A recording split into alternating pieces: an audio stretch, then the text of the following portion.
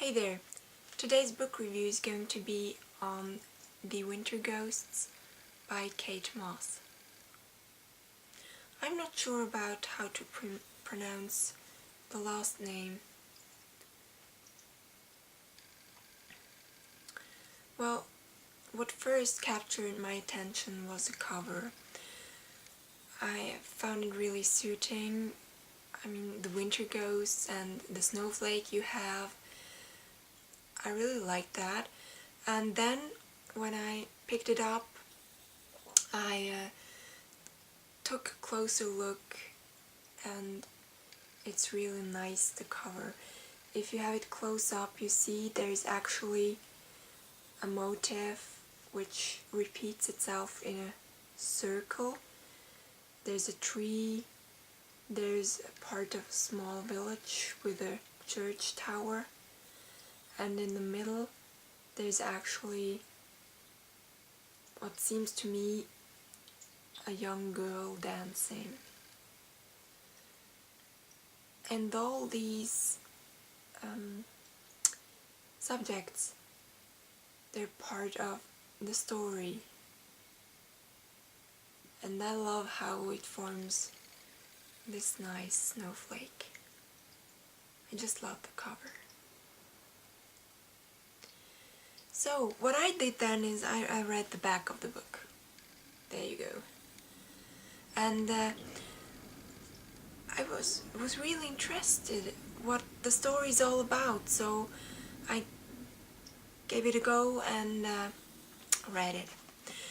The story is actually about Frederick Watson, and it takes place in the 20s, 30s, this year, right after the First World War, or some years after the First World War.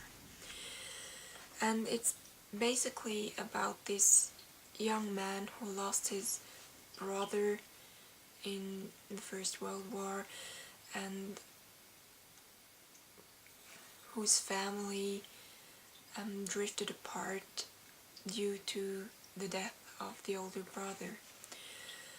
And he's quite struck with grief and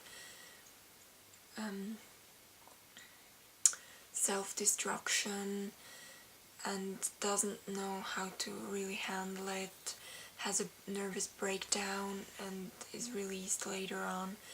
This is all part of, you could say, the pre-story.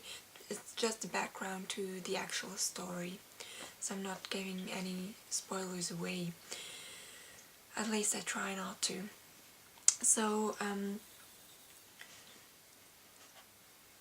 then this young man, he's from England originally, and he tries to forget everything while traveling. So that's how he ends up in France. And there he's in the region of Toulouse, which is in southern France. This is the map. You might see here. There's a small map of France. And that's where the story takes place.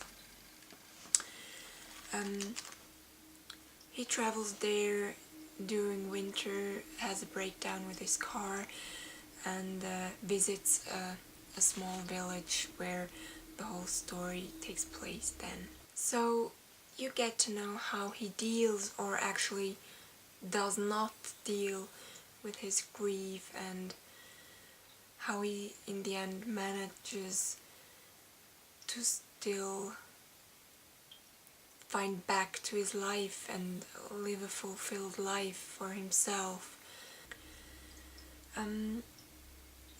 What I didn't like about the story was, if you read the back of the book, it really almost gave away the whole story, and I like to be surprised while reading, and this way you started reading, and then if you have the back of the book in mind, you really know what's going to happen next and what is the story all about.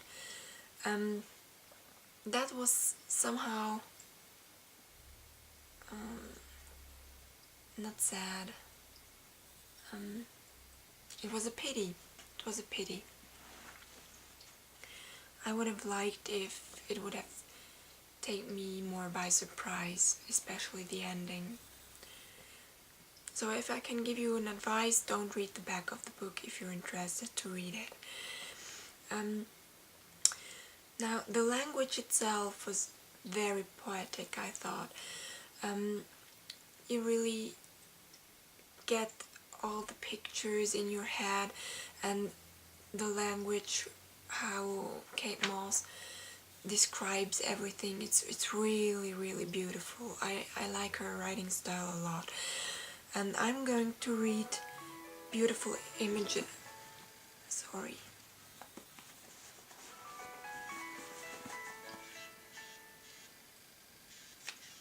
Ja, hallo? Ja, guten Abend.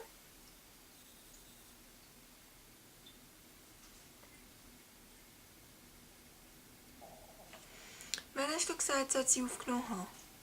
So I really like her writing style. It really pleased me, and I'm going to read something of hers for sure. I might have to check out Labyrinth and Sepulchre. What I see from this book, I really like the covers, so I have to check those ones out. Yeah, I think that's about it, and hope you have a nice day. Bye bye.